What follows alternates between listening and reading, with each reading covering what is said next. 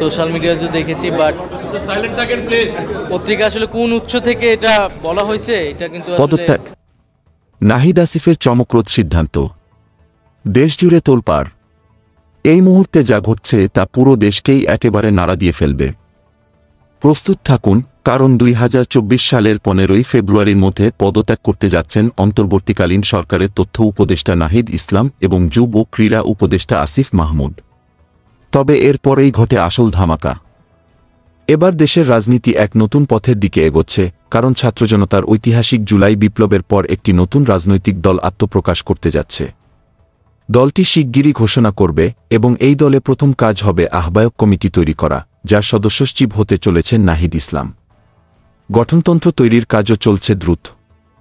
BNP মহাসচিব মির্জা ফখরুল ইসলাম আলমগীর প্রকাশ্যে জানিয়েছেন, ছাত্রদের প্রতিনিধি সরকারে রেখে নির্বাচনে আসলে তা কখনোই মেনে নেওয়া হবে না। এরপরেই নাহিদ ইসলাম বলেছেন, যদি তিনি রাজনৈতিক দলে যোগ দেন তাহলে তিনি সরকার থেকে সরে আসবেন। আর এই মন্তব্য দেশজুড়ে রাজনীতি নিয়ে উত্তেজনা সৃষ্টি করেছে। জাতীয় নাগরিক কমিটির একাধিক নেতা জানাচ্ছেন, নাহিদ ইসলাম ছিলেন আন্দোলনের প্রথম সারির নেতা এবং তিনি ছিলেন জুলাই আগস্ট অভ্যুত্থানের এক দফার ঘোষক। তার জনপ্রিয়তা ছাত্রজনতার মাঝে আকাশচুম্বী। এই পদত্যাগের মাধ্যমে দেশের রাজনীতি এক নতুন দিশায় যাবে। এদিকে জাতীয় নাগরিক কমিটির একটি বৈঠকে বেশিরভাগ সদস্য মতামত দিয়েছেন, সরকারে থাকা ছাত্র উপদেষ্টাদের পদত্যাগ করে নতুন রাজনৈতিক দলে যুক্ত হওয়া উচিত।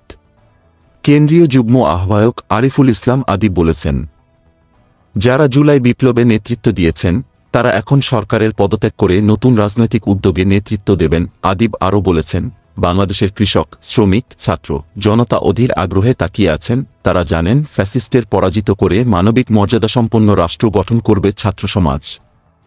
তবে ছাত্র উপদেষ্টাদের পদত্যাগের ব্যাপারে চূড়ান্ত সিদ্ধান্ত হয়নি, কিন্তু জাতীয় নাগরিক কমিটির মুখপাত্র সামান্তা শারমিন জানিয়েছেন, যারা সরকারের সঙ্গে আছেন তারা রাজনৈতিক দলে যোগ দিতে চাইলে অবশ্যই পদত্যাগ করতে হবে। সবশেষে একেবারে চমকপ্রদ খবর, জাতীয় নাগরিক কমিটি এবং বৈষম্যবিরোধী ছাত্র আন্দোলন শিগগিরই নতুন রাজনৈতিক দল ঘোষণা করতে চায়।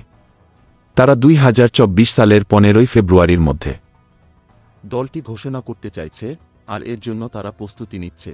42 দফার ইশতেহার নিয়ে কাজ করছে একটি 17 সদস্যের কমিটি। এখন প্রশ্ন, নাহিদ আসিফের পদত্যাগের পর দেশের রাজনীতি কি এক নতুন অধ্যায়ে প্রবেশ করবে? এই ছিল আজকের নিউজ। লাইক, কমেন্ট, সাবস্ক্রাইব করে পাশে থাকবেন। ধন্যবাদ।